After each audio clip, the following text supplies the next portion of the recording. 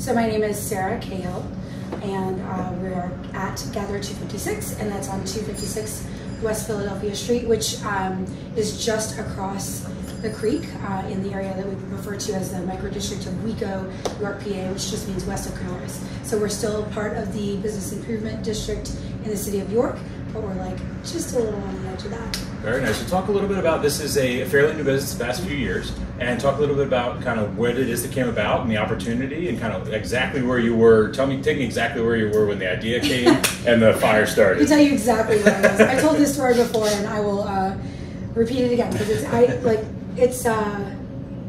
don't know, it's definitely foundational, right? So I live on the 200 block of East Market Street.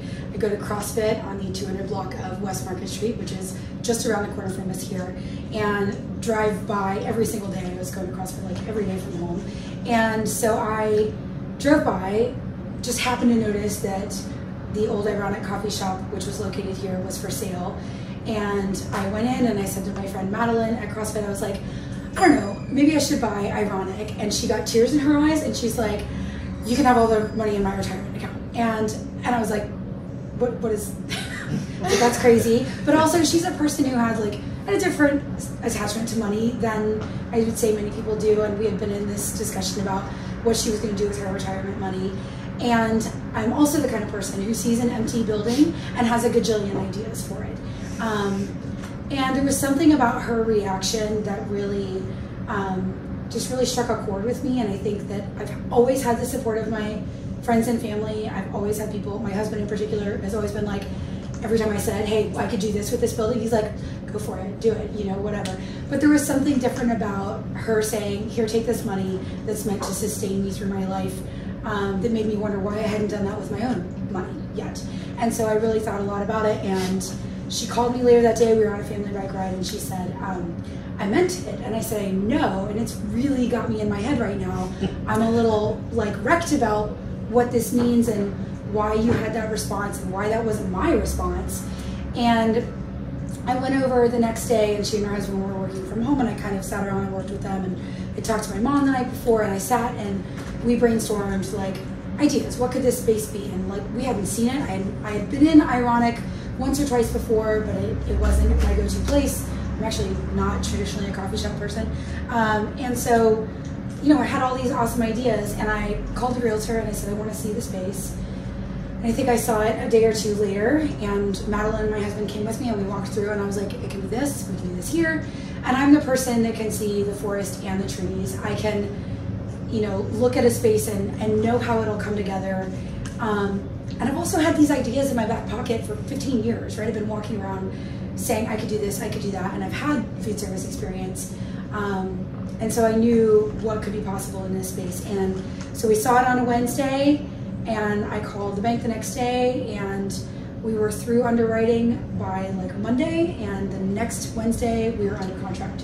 And so it's really in keeping with my personal philosophy of all the eggs in one basket. I'm really not great at diversifying. I lean heavily into whatever it is that I'm doing, and that's what we did here.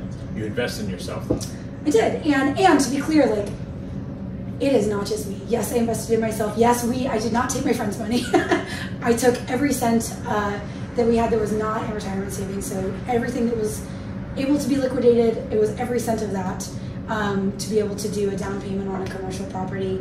And what I meant by that was you invested in your business, and whether that's financially or your energy is where I was going with that. And so yeah, that's exactly it. Yeah. And what I would say is, again, it wasn't just me. Like, when it came time to, you know, strip everything out of the building and work on the floors and paint, I wasn't the only one who invested. My friends and family showed up in like a huge way.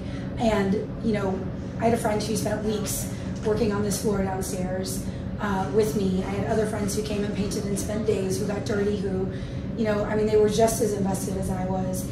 And the community continues to invest. And that is so much of what we are about. Is we are a, you know, a neighborhood bistro. We are a community space first and foremost.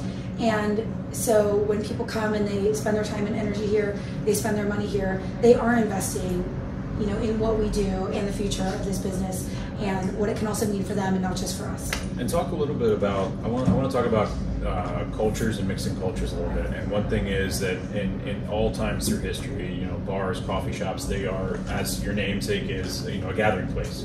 And whether it be, you know, in here you have, I did some pan around, so you have these big, awesome community tables. I'm not gonna lie, I got full body chills when I saw them when I came in, because I've been talking for 20 years, ever since I went to San Francisco and saw community tables there and saw strangers interacting over shared plates or even just gathering. So talk to me a little bit about what happens organically with the structure of your retail layout, and also where your gathering places are, that you do have these community gathering as opposed to a bunch of double tables that most coffee shops see. So I mean, what we've really tried to do is create different spaces within our structure, and we're really lucky that I'm not a business doing 200 covers a day, right? We're smaller, we're more personal, we're probably not even for everybody, and so, you know, we've tried to kind of say this space is for this and this space is for that, and then also, how can you reimagine this space? What do you need it to be?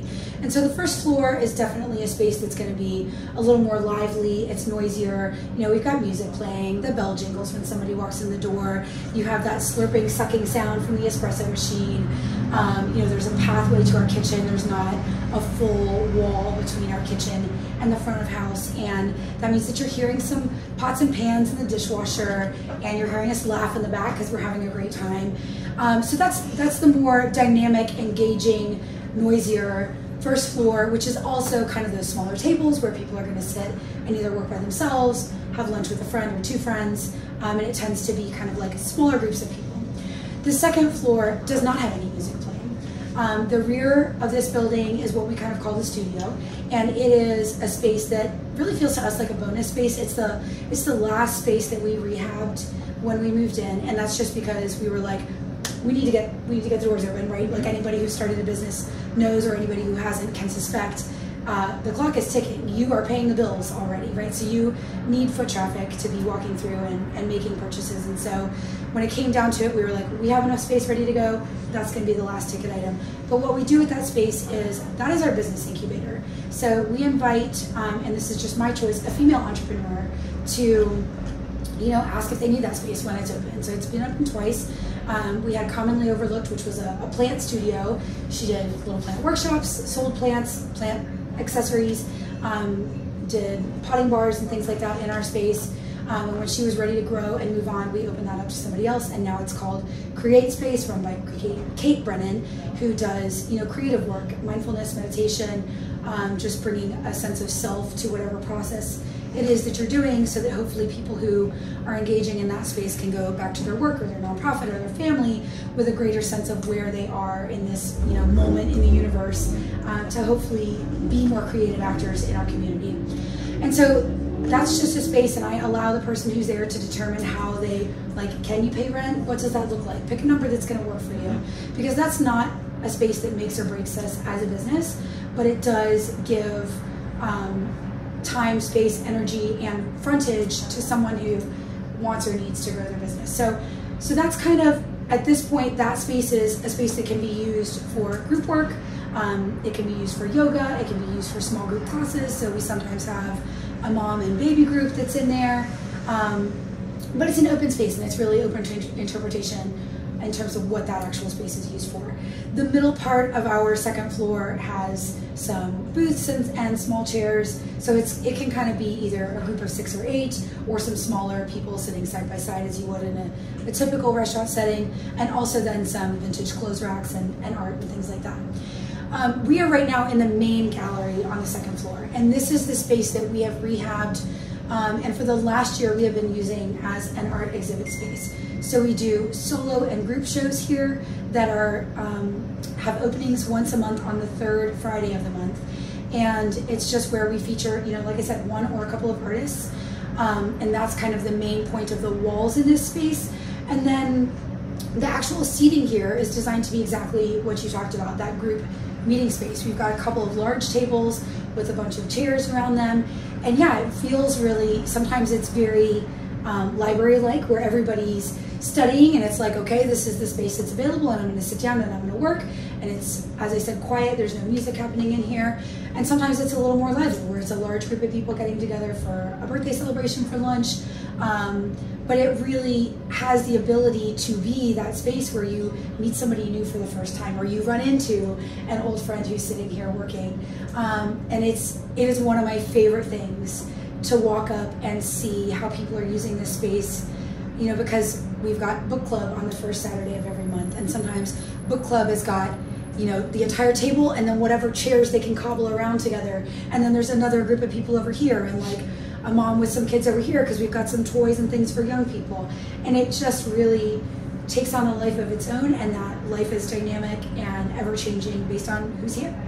Let's talk a little bit in closing about the dynamic evolution of downtown New York City. So, like personally, I moved here in 2011, where majority of this was not the way it is today.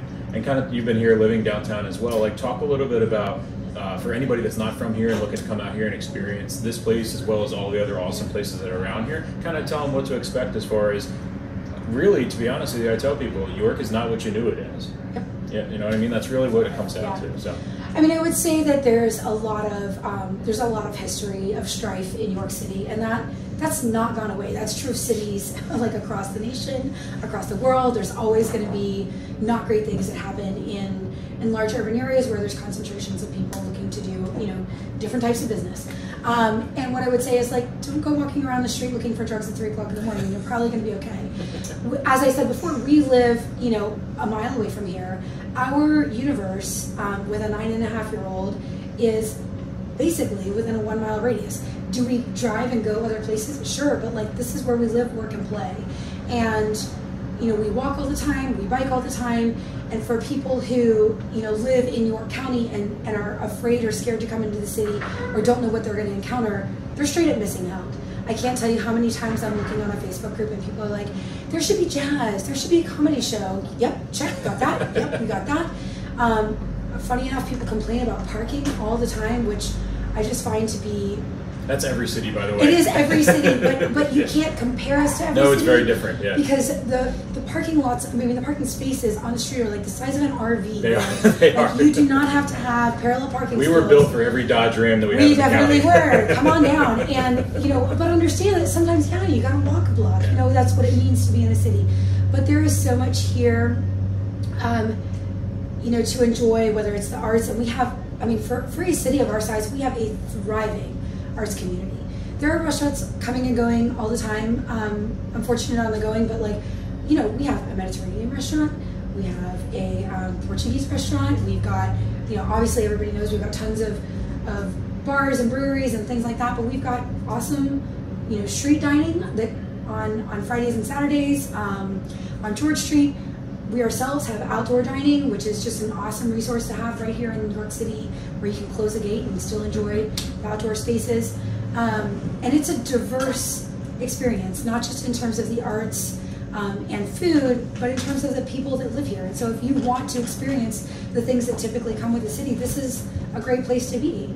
And in terms of living in New York, we love being here because it's a lower cost of living than in many other places. But we are so proximal to DC, to Philly, to New York, to Harrisburg. And so we have access to all of those resources. Do I wish they were here? Sure, I do. But I feel like I have the best of both worlds because we have ready access to them. And I think we feel so lucky as a business to be attracting a diverse group of people. You know, we are not one political party, we are not one color of skin, we are not one sexual orientation or gender orientation. We respect everyone who comes in here. We treat everyone with dignity. That means taking care of our neighbors. That means being kind. And just making our space available for whatever it needs to be and being that community space.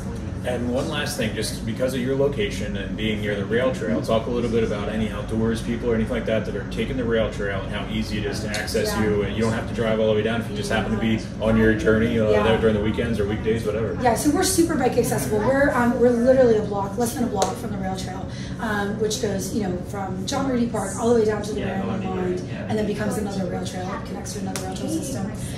It really is an amazing way to get around. You know, as a family that bikes, we use the rail trail for recreation, but also it is faster than driving your car, especially because we have these awesome east-west bike lanes. And so we've got parking right out front. You know, you're certainly welcome to ask us to open the gate and park your bike in the back. We have dog bowls, and so if you're using the trail to walk your dog, to just go for a walk yourself, to ride your bike, we are super accessible to that. We're actually certified as a trail-friendly business here in York, which means that we provide amenities that trail users look for, like Wi-Fi, you know, free water refills, bathrooms, high-protein foods, all that kind of stuff. And it's not just a commitment to meeting the needs of those users that I think is important to our business, but just a commitment to the environment in general.